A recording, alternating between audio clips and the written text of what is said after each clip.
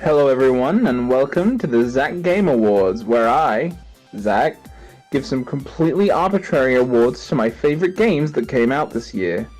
As per usual, these are all my own opinions, and as such, some of your favorite games might not receive any praise from me. To quickly get it out of the way, currently on screen are a bunch of popular games that I did not get to play this year for one reason or another, and as such, they will not be receiving any awards in this video. With that out of the way, let's start giving away some awards, starting with... So, I'm immediately going to start this pointless award ceremony by breaking the rules, by including a game that didn't technically come out this year. It only came out on Steam in 2020, so technically it shouldn't count, but hey, this is my awards, so without further ado, the award for best game that didn't technically come out this year goes to...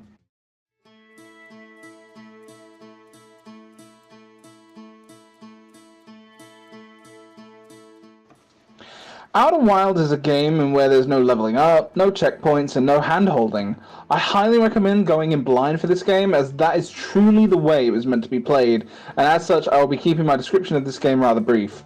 All I'll say is that it's an amazing game with a very satisfying gameplay loop of exploration and discovery. If you're looking for a puzzle that's the size of a solar system, you found the correct game. The next award I'll be handing out is for a game that took its sweet time to release. We're talking about 3 years here, and what's worse is that it's an episodic game. But is this an award that praises the game for taking its time, or bashes on it for crawling at a snail's pace? You're about to find out, as the best game that I waited ages for award goes to...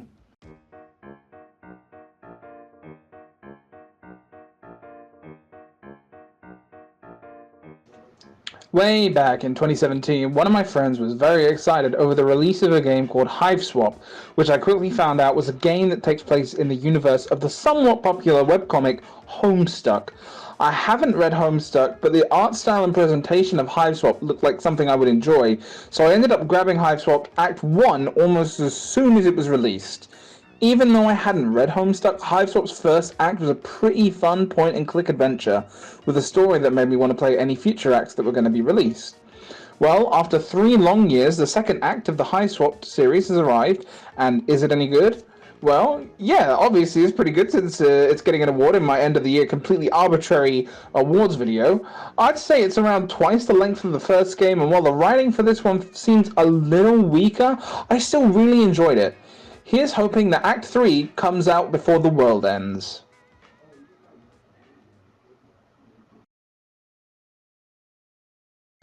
Friends getting mad at each other over a video game is pretty funny, so of course it's going to get its own section here.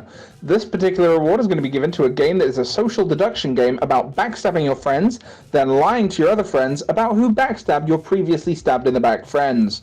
So, best game to get mad at friends over award goes to...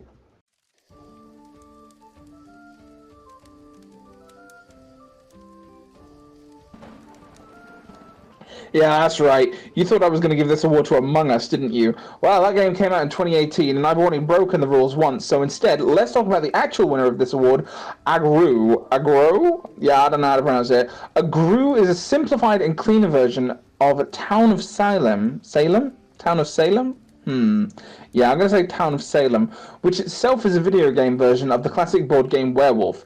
In Agru, there are quite a few different roles you can be given, but the main 3 are Villager, Wolf, and Loner. Wolves win by eliminating anyone who isn't a wolf, Villagers win by eliminating anyone who isn't a villager. Also, Loners win by, you guessed it, being the last one alive. The game is strangely unknown for some reason or another, and as such it isn't super easy to find a server to play in, but if you can get a group of 8 or more together, you can have a great time lying to each other. Have you ever had a sense of deja vu while playing a game? Have you ever maybe felt that the game you're playing might not be entirely original, and that maybe it's borrowing a little bit of DNA from something you've played before? If your answer is yes, then you'll be glad to hear that I've experienced the same thing this year, which is why the award for best game that I'm pretty sure I've played before goes to...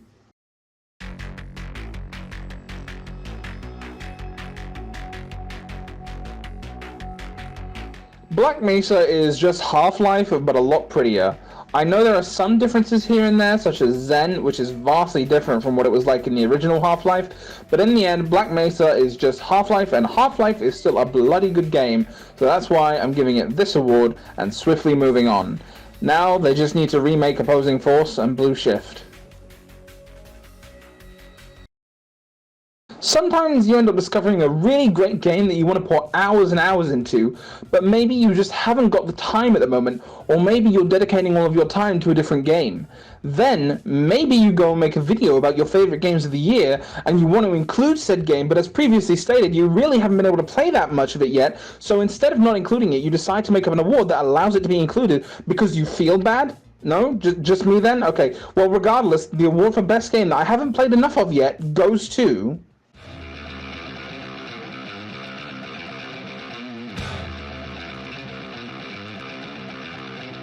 I know for a fact that Hades is a lot of people's game of the year, and don't get me wrong, I understand why. It's a full package. It's got a shed load of content, an absolutely gorgeous art style, and charm oozing out of its every crevice. My only real gripe with the game is that the combat feels a little janky, but maybe that's just a me thing. Regardless though, the reason it's getting this award is because, obviously, I just haven't been able to play enough of it yet.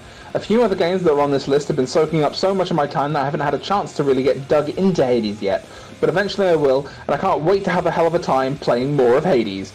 Get it? Because the game takes place in hell. Okay, it wasn't funny. Move on to the next award.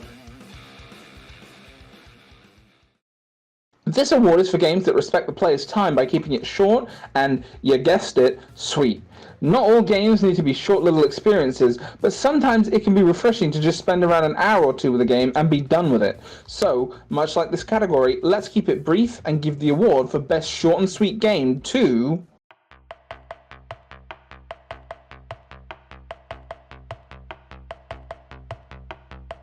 Helltaker is a little gem of a game that just suddenly appeared on Steam for free back in May of this year. It's a little puzzle game with an absolutely banging soundtrack, but you know what's better than the soundtrack? I got two words for you. Demon waifus. Yep, that's it, that's why it's getting the award. Azazella's best girl, next award. Move on. I'm literally giving this award to Helltaker because it has waifus in it. Move on. You can't really have a favourite without having a second favourite, and by that logic, you can't really have a second favourite without having a third favourite, and so on and so on. But we should probably ignore all of that and award the best runner-up game of the year to my second favourite game of the year, which happens to be...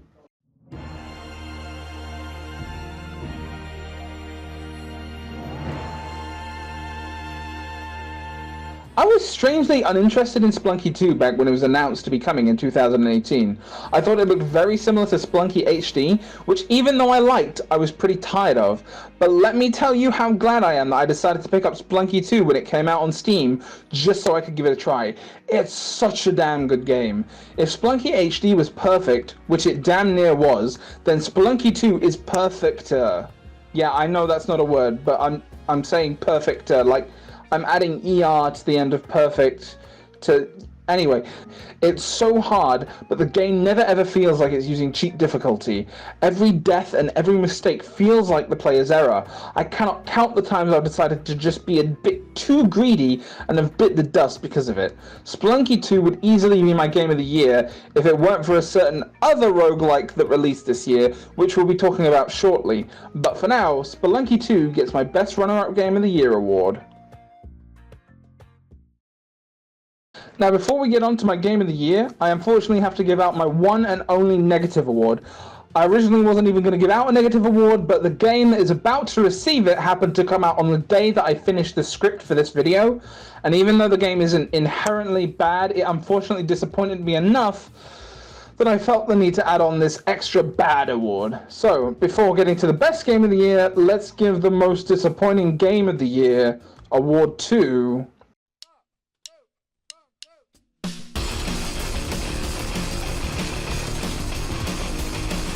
You know when you have an opinion on a game that you haven't even played yet, and then when you play the game, it turns out your opinion is right? That's what happened for me with Super Meat Boy Forever. As soon as it was announced to be an auto runner, I knew I wasn't going to like it.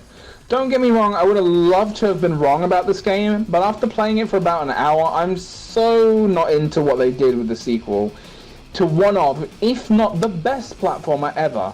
Super Meat Boy Forever isn't even a bad game, it's just so not what I wanted as a sequel, which is why it's getting the only bad award on this list.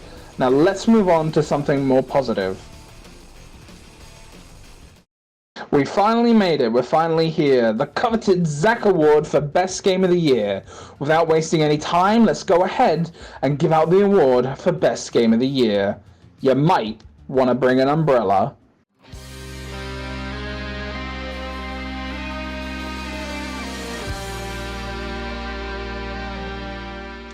Risk of Rain 2 is, in my opinion, the best game of the year. I'm not a huge fan of the first game, but the second installment blows the first one out of the water by miles.